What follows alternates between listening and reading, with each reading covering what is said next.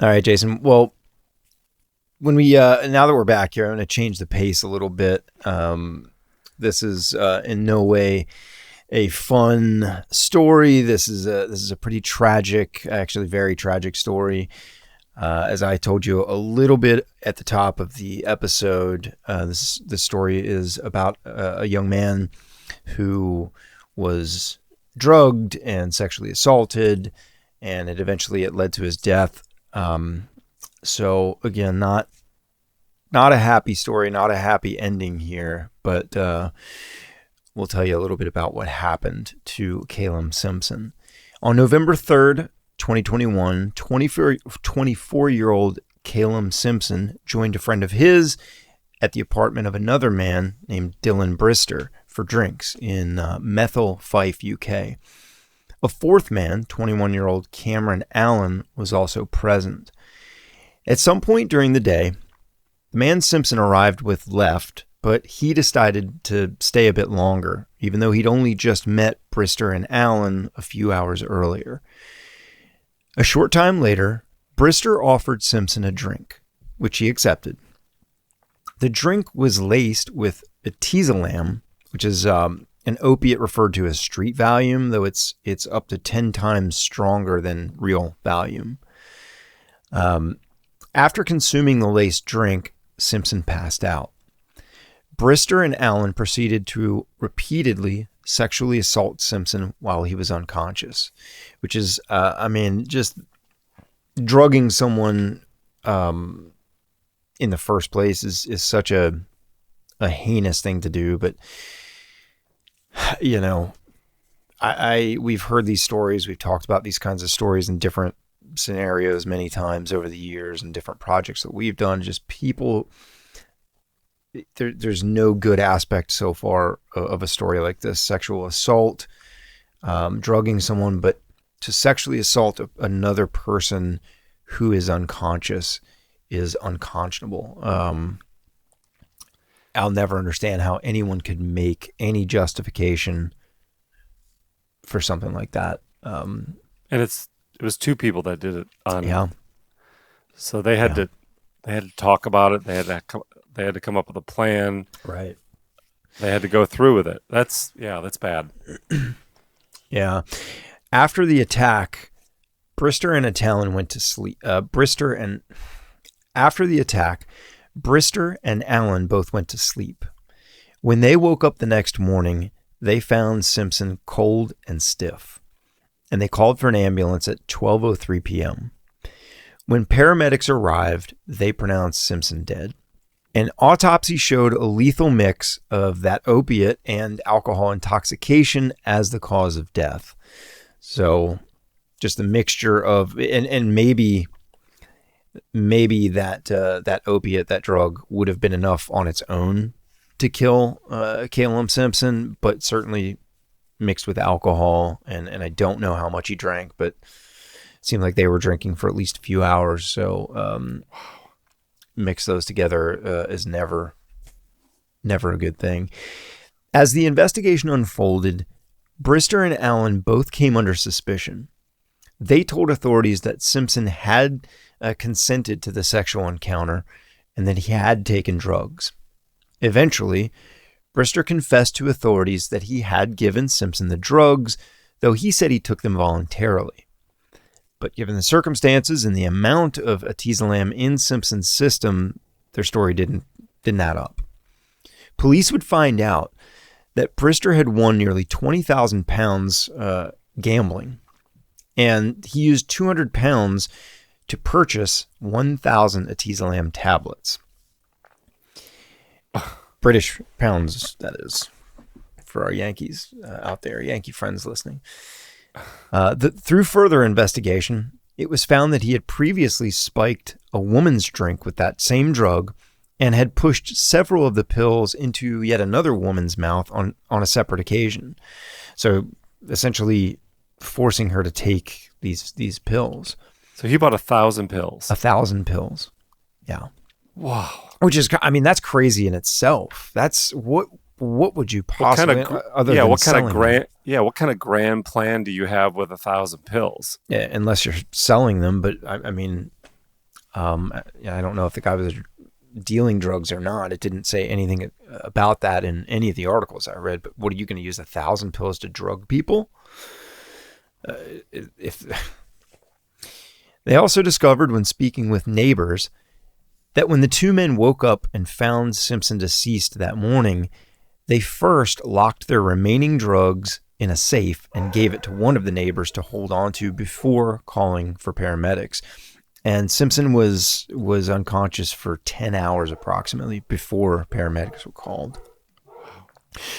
Perhaps the most heinous part of that investigation came when police searched the men's cell phones and were able to recover at least one deleted video in which the men had recorded themselves sexually abusing an unconscious Calum Simpson, once even remarking, "At least he's still breathing."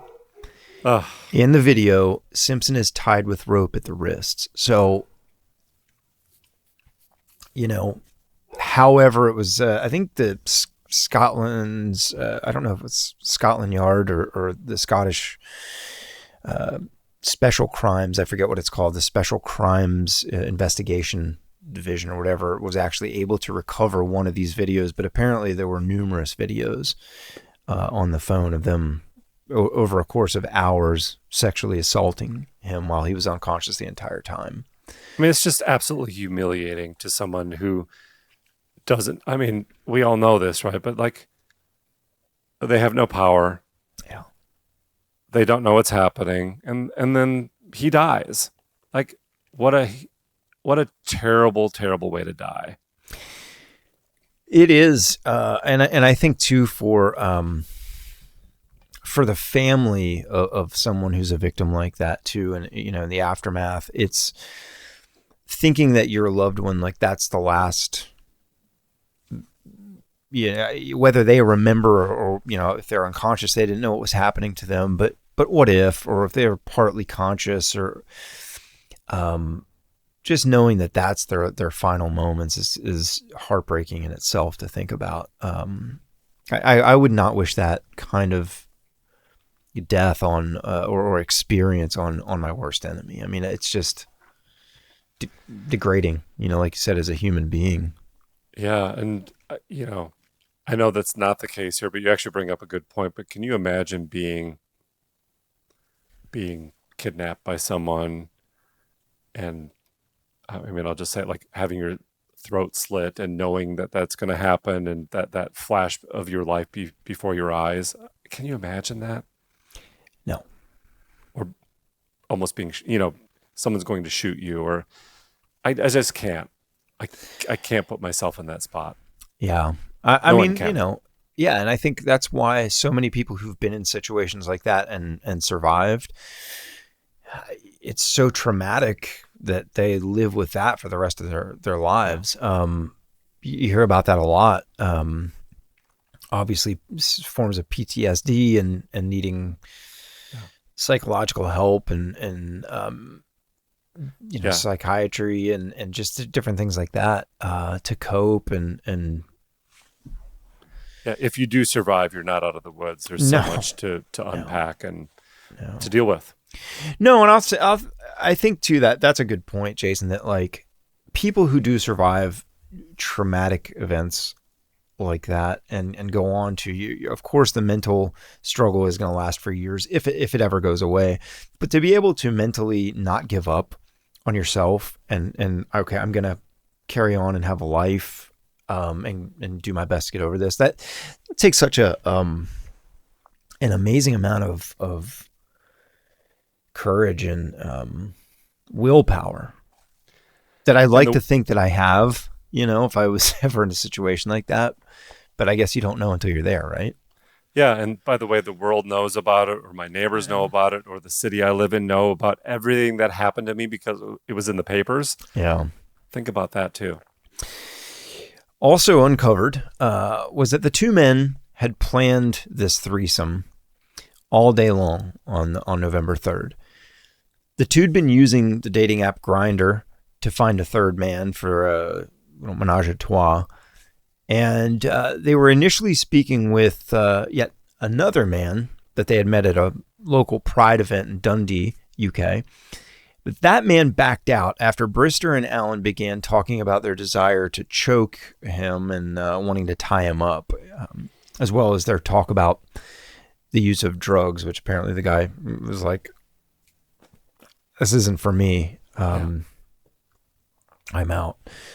Authorities concluded that there was no reason to believe that Calum Simpson had any idea what was going to transpire that day, or that he had willingly participated in any type of sexual contact, nor that he had any previous homosexual relationships or tendencies of any kind.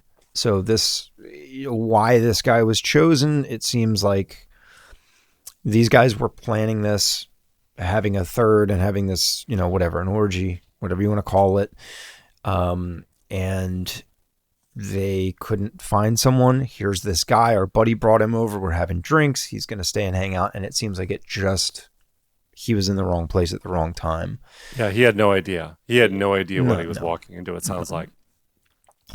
Brister and Allen both got life in prison for the sexual assault, rape, and murder, with Brister serving a minimum of 23 years and Allen a minimum of 19 years in the premeditated attack, and both were placed on the sex offenders list for life. Brister also attacked 2 police officers as he was being arrested. He was charged some charges for that, but at the end of the day, he's got life for this crime. So what do those charges matter for attacking a police officer? He would later say in court, and this I found so, I don't even want to say interesting, because it's not interesting, but when you try to look into the mind of someone like this and rationalize how they got to a point where they do these kinds of things. In court, he said, "I won't dispute the fact that Calum passed out and we carried on. I didn't spike that boy," meaning drug him, "but yes, I gave him drugs." Spike him, of course, means, giving him drugs without his knowledge. Right. "We raped him and continued to have sex. It is what it is. Disgusting. It should never have happened, and I'm not going to make any excuses." So there's owning up to this, but I don't get a sense of truly being sorry for it. Yeah, the remorse doesn't exactly drip off that transcript for sure. No. It's almost like, yeah, I got caught. Yeah. I mean, yeah, I raped him, but I got caught, and there's nothing I can do about it. It's like, yeah, that's not good enough. Yeah, not at all. Because of the nature of things heard and seen at the trial, the judge actually recused those jury members from ever having to serve on a jury again for the rest of their lives. Really? Yeah, and I thought that was wow. I've never heard of that. I've never have either, and maybe that's something in the UK they can do. I don't know if they can do that here in the States, but that was really telling to me that,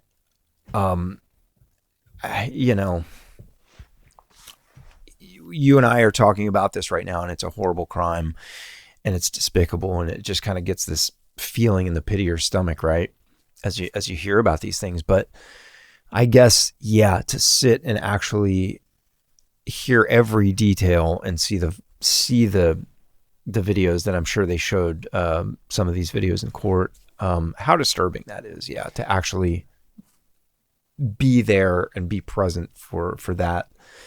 And then, the statements made by at least one of the perpetrators. I mean, it's just like you said, the remorse isn't there. And it actually makes me think of another point, which is when we hear about these cases in the news and in newspapers or on TV, we get the sanitized version of what actually happened. Like, when's the last time you saw anything on television with autopsy photos or the worst of the worst crime scene photos? Or you don't, right? Because they don't show it. But the nature of a jury trial and showing everything and convicting someone is that you show all the gory, gross, disgusting details in detail over the course sometimes of many hours or many days. I've said this to you before, like the Atlanta child murders Wayne Williams case. They handed me this huge envelope that I didn't know what I was opening. and at the Atlanta Police Department's archive station, boxes of files. But this one, they said, these are photos from the crime scene. And it was all those boys, and it was awful. It was awful. And I mean, I'm just looking at a photo. Yeah. I mean, so this is what they go through when they have murder trials or they have rape trials. You hear everything. And we see a lot of transcripts of cases we work on where we see this, but explicitly sitting in the jury and listening to it and consuming it and seeing the worst of the worst, like you said, is pretty dramatic for your average everyday citizen who does not see this stuff on their local television. Even if you're a true crime fan, even if you listen to true crime podcasts or documentaries or whatever. It's different when it's real. It's different when it's real. Yeah. That's right. Yeah. Calum Simpson is survived by his wife and 4 children. He was only 24, and he'd say kids young. Wow. Yeah, 4 kids, one of whom was just 11 days old at the time the attack occurred. So, of course, just adding to another layer of sadness to this that, is we just had a kid. And I can, this from having kids. I had my kid that first early stage, and it's crazy and it's hectic. You're exhausted. And I can imagine that he probably just was out for like, man, I just need to get out and like blow some steam off or just relax, have a drink, be with the guys, just because it's hard, having a new kid, a new baby, it's tiring. Yeah. And I just have that feeling that, he wanted to blow off some steam and just kind of decompress a little bit, be around, hang with the guys, and it just turned into that. Through no fault of his own too. Yeah. So that's horrible, but that's the story of Calum Simpson, and thankfully those guys are both who are responsible for his death are both in prison, and there's at least some solace in that, right? Yep. So that's it for this episode of How It All Went South. I'm Sean Kipe here with Jason Hoke, and we'll see you next time. Thanks for joining us.